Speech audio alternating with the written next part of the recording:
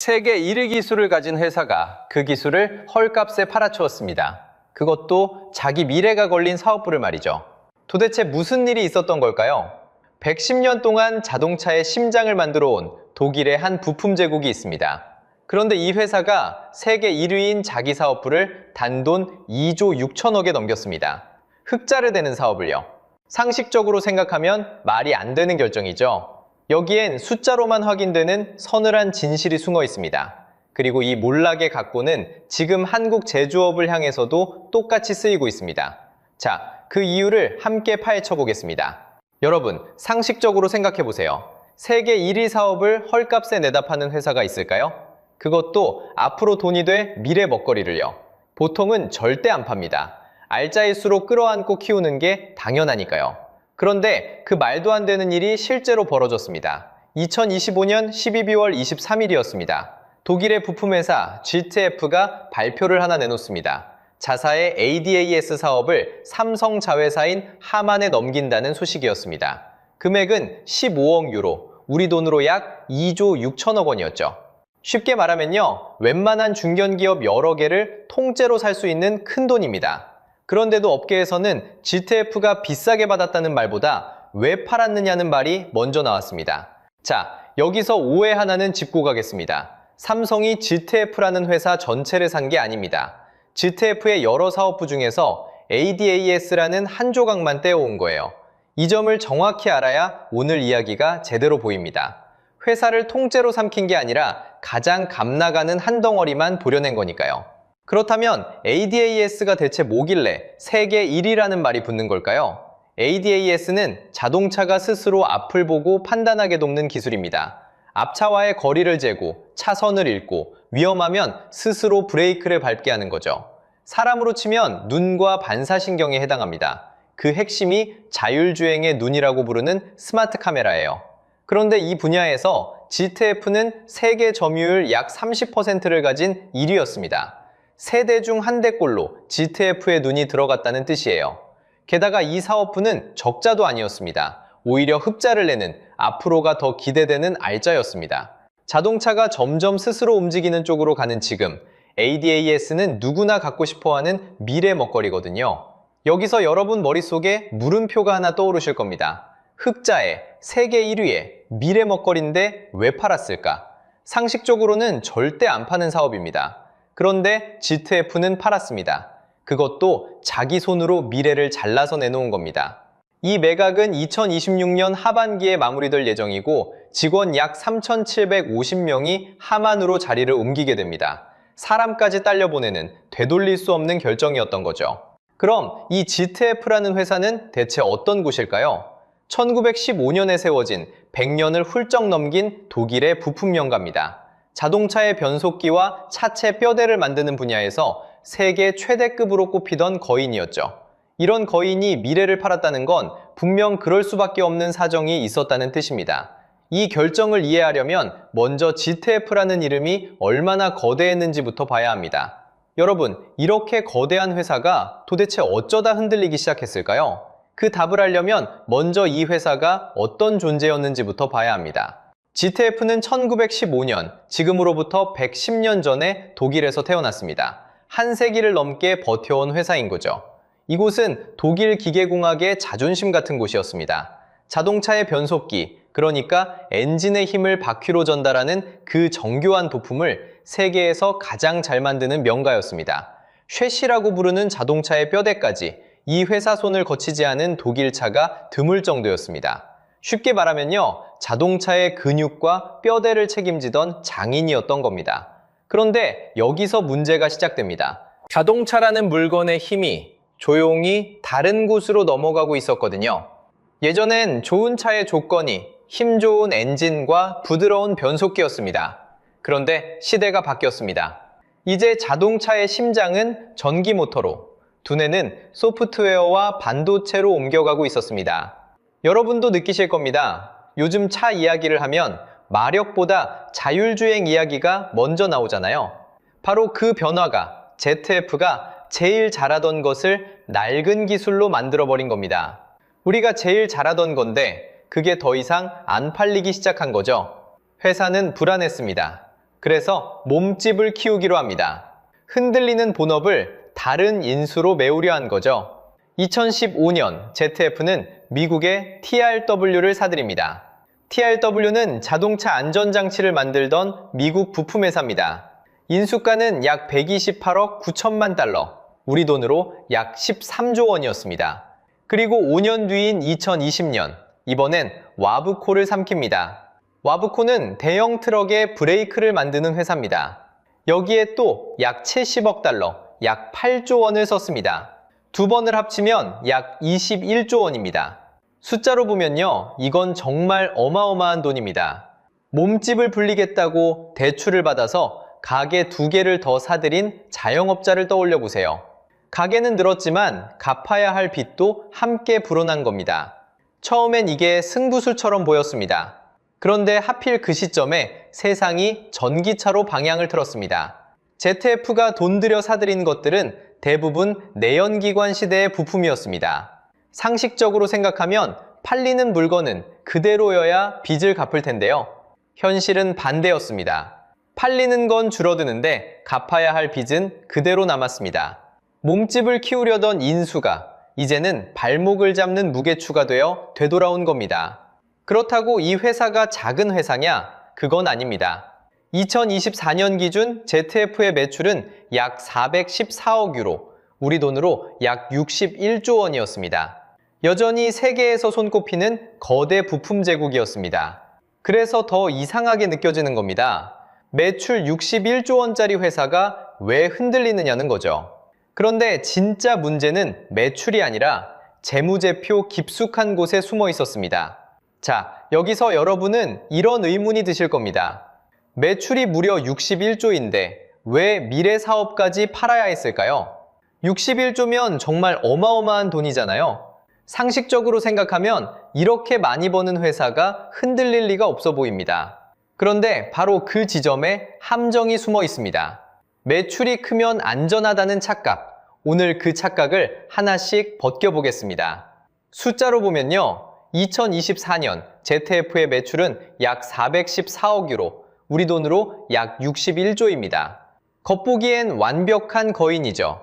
그런데 이 거인의 몸속엔 갚아야 할 빚이 쌓여 있었습니다. 2024년 말 기준 ZF가 진 순금융부채는 약 104억 유로가 넘습니다. 우리 돈으로 약 15조예요. 여기서 잠깐 이걸 여러분의 살림살이로 바꿔볼게요. 연봉 5천만 원을 버는 사람이 빚을 1억 2,500만 원이나 지고 있는 상황입니다. 버는 돈의 2배가 훌쩍 넘는 빚이죠. 자, 이제 이 빚이 어떻게 회사를 갉아먹는지 따라가 보겠습니다. 빚이 있으면 반드시 이자가 붙습니다. ZF가 이 부채 때문에 매년 무는 이자만 약 2조입니다. 61조를 벌어도 그중 2조는 벌기도 전에 이자로 빠져나가는 셈이에요. 여러분이 아무리 열심히 일해도 월급 들어오는 날 카드값부터 빠지는 것과 똑같습니다. 그런데 여기서 끝이 아닙니다. 2024년 ZF의 순손실은 약 10억 유로, 그러니까 실제로 손에 남은 건 마이너스였습니다. 1년 전만 해도 이익을 내던 회사가 이번엔 1조가 넘는 손실로 돌아선 겁니다. 정리하면 이렇습니다. 61조를 벌었지만 이자로 2조가 나가고 장부를 덮고 나니 남은 건 오히려 빚이었던 겁니다. 이런 상태를 경제에서는 유동성 위기라고 부릅니다. 쉽게 말하면요, 재산은 많은데 당장 손에 쥘 현금이 말라버려서 급한 돈을 못 막는 상황을 말하는 거예요. 또 하나, 이자 보상 배율이라는 말도 있습니다. 번 돈으로 이자조차 다 갚기 버거운 위험을 뜻합니다. ZF가 딱 그 벼랑 끝에 서 있었던 거죠. 이 지경이 되면 회사는 선택의 여지가 없어집니다. 급한 돈을 마련하려면 팔 수 있는 걸 팔아야 합니다.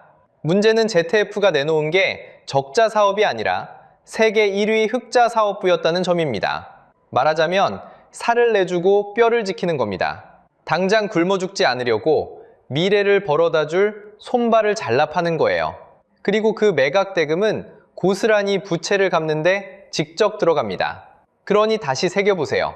61조를 벌어도 이자와 손실을 빼고 나면 손해 주는 건 마이너스입니다. 결국 61조짜리 거인이 팔아서 남긴 건 회사를 지탱할 미래 하나가 사라진 빈자리뿐이었습니다. 매출이 크다는 건 결코 안전하다는 뜻이 아니었던 겁니다. 그런데 돈 문제만이었다면 굳이 미래 기술을 콕 집어 팔진 않았을 겁니다. 여기엔 더 큰 흐름이 있었습니다. 여기서 여러분 마음속에 이런 질문이 떠오를 겁니다. 왜 하필 잘 나가는 ADAS를 팔았을까요? 그것도 왜 삼성 하만이 그걸 샀을까요? 답을 찾으려면 자동차 산업의 판 자체가 뒤집히고 있다는 걸 알아야 합니다. 예전에 자동차는 기계였습니다. 엔진과 변속기가 심장이었죠. 그런데 지금 자동차는 바퀴 달린 컴퓨터로 바뀌고 있습니다. 심장이 엔진에서 반도체와 소프트웨어로 넘어간 겁니다. 여기서 핵심은 부품을 사는 방식까지 완전히 달라졌다는 점입니다. 예전엔 완성차 회사가 부품을 하나씩 따로 샀습니다. 카메라 따로, 화면 따로, 반도체 따로 말이죠. 그런데 이제는 그렇게 안 삽니다. 이걸 업계에서는 조널 아키텍처라고 부릅니다. 쉽게 말하면요, 자동차를 여러 구역으로 나눈 다음 그 구역을 통째로 묶어서 주문하는 방식입니다. 조립 컴퓨터를 떠올리면 쉽습니다. 예전엔 나사 하나까지 따로 샀다면 이제는 앞부분 세트를 통째로 갈아 끼우는 겁니다. 완성차 회사는 이제 개별 부품이 아니라 하나로 합친 세트를 원합니다. 화면과 ADAS와 반도체를 붙여서 앞쪽 구역을 통째로 납품해달라는 거죠. 그런데 여기서 ZF의 약점이 드러납니다. ZF는 기계공학의 최강자였습니다. 변속기와 브레이크는 세계 최고였죠. 하지만 소프트웨어와 반도체 역량은 약했습니다. 그러니 이 통합 세트를 혼자 못 만드는 겁니다. 반대로 삼성 하만은 어땠을까요? 하만은 원래 자동차 안 화면과 오디오, 그러니까 인포테인먼트가 주특기였습니다. 여기에 ADAS를 붙이면 눈이 생깁니다. 삼성 반도체 엑시노스를 붙이면 두뇌가 생기고요. 엑시노스는 자동차를 움직이는 두뇌 역할을 하는 삼성의 차량용 반도체입니다. 결국 눈과 두뇌와 귀를 한 세트로 통째로 공급할 수 있게 된 겁니다. 상식적으로 생각하면 이건 단순한 사업부 매각이 아닙니다. 기계공학의 강자가 소프트웨어와 반도체의 강자에게 미래의 주도권을 넘긴 사건입니다. 판을 짜는 손이 바뀐 거죠. 이게 그냥 이야기일 뿐일까요? 숫자와 사실로 보면 분명합니다. BMW는 노이의 클라세라는 새 차부터 이 방식으로 갑니다. 노이의 클라세는 BMW가 새로 짠 차량 설계의 이름입니다.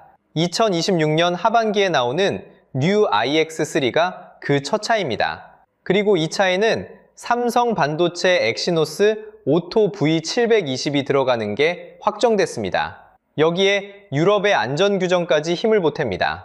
유럽은 새 차의 ADAS 기능을 의무로 달게 하고 있습니다. 안 달면 팔 수가 없는 거죠.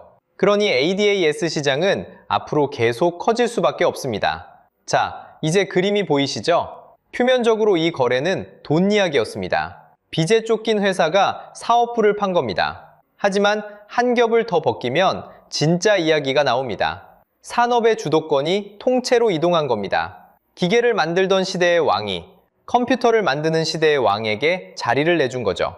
그런데 이 승자의 자리, 삼성이라고 영원히 안전할까요? 여기서 반전이 하나 더 있습니다. 자, 여기까지 들으시면 이런 생각이 드실 겁니다. 그럼 삼성 하만은 완벽한 승자일까요? 이제 모든 경쟁자를 따돌린 걸까요? 저는 여기서 잠깐 제동을 걸어야겠습니다. 성공서사에도 반드시 그림자가 따라붙거든요. 하만의 주력 무기는 디지털 콕핏입니다. 쉽게 말하면 자동차 안의 화면과 소프트웨어를 통째로 묶은 운전석 시스템이에요. 여러분이 요즘 새 차를 타면 계기판부터 내비게이션까지 큰 화면 하나로 이어지죠. 바로 그 심장부를 만드는 사업입니다. 그럼 이 분야에서 하만의 세계 점유율이 어떻게 움직였을까요?